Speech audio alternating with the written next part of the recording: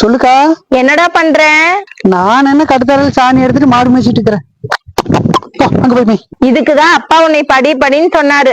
நல்லா படிச்சிருந்தீங்கன்னா நீயே என்ன மாதிரி நல்ல வேலைக்கு போயிருக்கலாம்ல. எல்லாருமே படிச்சு வேலைக்கு போயிட்டா சேத்துல ஏறி காலி வைக்கிறது, அப்ப நீங்களும் சோத்துல எப்படி கை வைப்பீங்க? சரி சரி, நீயே விவசாயத்தை காப்பாத்து. சரி சரி, இந்நேரத்துல போன் பண்ணிக்கிறேன். ஒண்ணு இல்லடா, அப்பா செத்து 4-5 வருஷம் ஆச்சு. ஏன் சொத்தையெல்லாம் இன்னும் அப்பா பேர்லயே வச்சிட்டு இருக்கேன். உன் பேர்ல மாத்திக்கலாம்ல? அதெல்லாம் மாத்தினா போகுதுக்கா. அதுக்கு இல்லடா, நான் இருக்கும் போதே சொத்தையெல்லாம் உன் பேர்ல மாத்திக்கோ. எனக்கு இருக்கிற 3 பொண்ணுங்க 3 வாக்குல போயிருவாங்க. அப்புறம் அது கிட்ட போய் நீ கையெழுத்து வாங்க வேண்டியதாயிரும். உனக்கு அப்புறம் கஷ்டம். அதுக்காக தான் சொல்றேன். சரிக்கா, மாடு எடுத்துக்கிட்டு பக்கத்தோட்டத்துக்கு போகுது, நான் முடிக்கிட்டு வரேன். மதியானம் வீட்டுக்கு வரேன், பேசிக்கலாம். சரிடா, மத்தியான சாப்பாட்டுக்கு இங்க வந்துரு. உனக்கு பிடிச்ச காளான் கிரேவி பண்ணி வைக்கிறேன், சரியா? சரிக்கா. நம்ம பிறந்து இந்நேரத்துல இவ்வளவு அக்கறையா கூப்பிட மாட்டாளே. ஒருவேளை டிவி சீரியல் பார்த்து திருந்திட்டாலோ, அதுலயே குடும்பத்தை அழிக்கிறதுக்கு தான் ஐடியா கொடுக்குறானுங்க. சரி, என்னன்னு மத்தியானம் போய் பாப்போம். ஏங்க, இன்னைக்கு என் தம்பி வர்றான். நீங்க ஆசைப்பட்ட இடத்த இன்னைக்கு கன்ஃபார்ம் பண்ணிடலாம். அந்த சொத்தை என் பேர்ல எழுதுறதா இல்ல உங்க பேர்ல எழுதுறதா? முதல்ல அவன் கொடுப்பானா? பிரியமா கொடுத்தானா அந்த ஒரு இடத்தோட போயிரும். கொஞ்சம் ஓவரா பண்ணான்னு வச்சுக்கங்க, சரிக்கு சரி பங்கெடுத்துருவேன். சரி, அந்த இடத்துல கட்டடம் கட்ட ஆளை வர சொல்லி இல்லம்மா. சரி, ஆளுகளை வர சொல்லி பேசிருங்க. சரி சரி, போன் பண்ணு. நீ எப்படி பேசுறேன்னு நானும் பாக்குறேன். என் தம்பி வீட்டுக்கு வந்தோன்னா உங்களுக்கு நான் போன் பண்றேன். அப்படியே ஆன்லயே வச்சிருங்க. நான் எவ்வளவு டேலண்டா பேசி அந்த இடத்த எழுதி வாங்குறேன்னு மட்டும் பாருங்க. சொல்லுக்கா, திடீர்னு காலையிலேயே போன் பண்ணு. ஒண்ணு இல்லடா, சொத்தையெல்லாம் உன் பேர்ல மாத்திக்கோ. நாளைக்கு கால சூழ்நிலைகள் எப்படி வேணா மாறலாம். ஆமா, நமக்கு கோடி கணக்குல சொத்து கிடக்கு, அதை போய் உடனே என் பேர்ல மாத்துறேன். அட போக்கா, இருக்கிறது 1 ஏக்கரா காடுமே, ரோட்டோரத்துல ஒரு 10 நிலம் இருக்கு, அதை போய் உடனே மாத்துக்கிறேன். அது இருக்கட்டு இரு. 1 சென்ட் நிலமா இருந்தாலும் அதை எதையும் சரியா பண்ணிக்கணும்டா. சரிக்கா, நீ என் மேல இவ்வளவு அக்கறைப்பட்டு சொல்றிய. சரி, மாத்திட்டாதான் போகுது. சரிடா, நாளைக்கே மாத்திக்கலாம். சரிக்கா. சரி, இந்த அக்காக்கு என்ன செய்ய போற? உனக்கு என்ன வேணும் கேளு. பெருசா எனக்கு ஒண்ணும் வேண்டாம். அந்த மெயின்ல ஒரு 10 சென்ட் இருக்குல்ல, அதை மட்டும் எனக்கு எழுதி கொடுத்துரு போதும். பாயிண்ட்க்கு வந்துட்டே பாத்தியா? இதுல என்னடா தப்பு இருக்கு?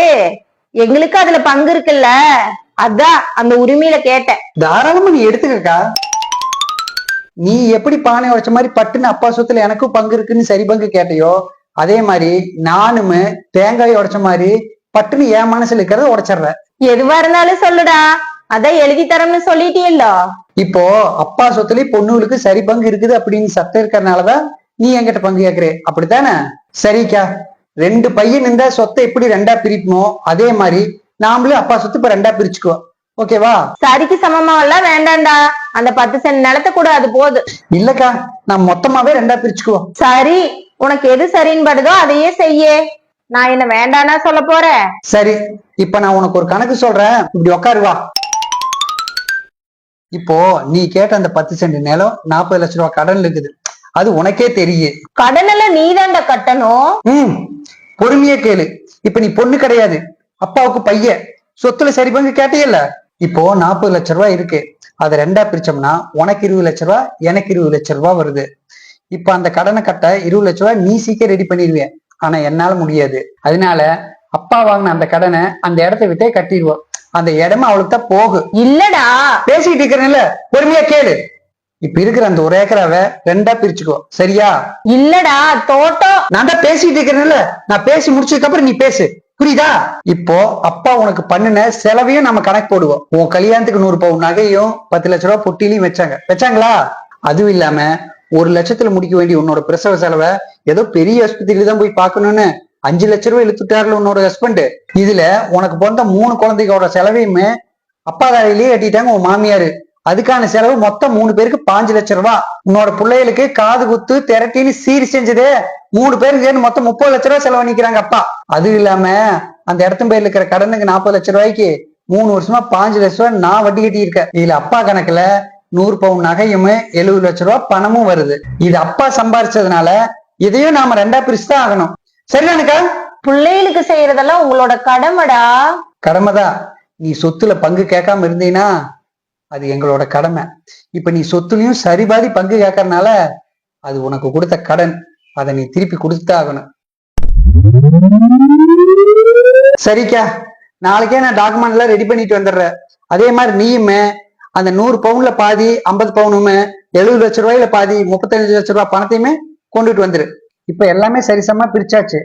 அப்புறம் அம்மாவை நான் 3 வருஷம் பார்த்துட்டேன், நீயே 3 வருஷம் பார்த்துரு. அப்புறம் இதோட நம்ம கணக்கு வழக்க முடிச்சுக்குவோம். உன் வீட்டு விசேஷத்துக்கு நான் வருவேன், சாப்பிடுவேன், போவேன்.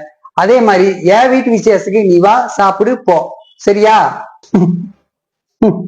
நான் சொன்னதெல்லாம் உனக்கு புரியுதோ இல்லையோ, போன் லொட்டு கேட்டு இருக்கிற மச்சானுக்கு புரியுன்னு நினைக்கிறேன்.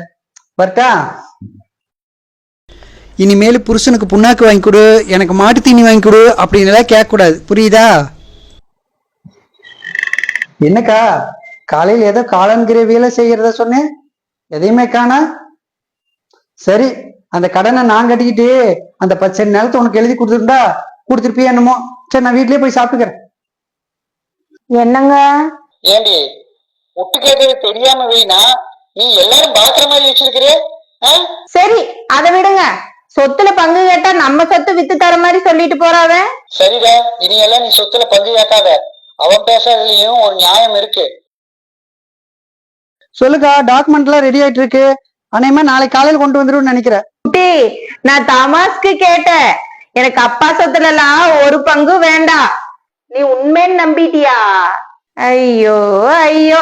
இப்ப தெரிஞ்சுக்கிட்டியாக்கா, பிறந்த வீட்டுல இருந்து செய்யறது பிறந்த வீட்டுல இருக்கிற சொத்தை விட உங்களுக்கு கொஞ்சம் அதிகமா தான் இருக்கு. நீங்க தான் கொஞ்சம் அதிகமா ஆசைப்பட்டு இருக்கிறதையும் சேர்த்து புடுங்கலான்னு தான் சொத்துக்கு ஆசைப்பட்டு கேக்குறீங்க. நீயாவது நீ தெரிஞ்சுக்குவீங்கதான் நான் அப்படி சொன்னேன். ஏதோ ஒரு சில கூட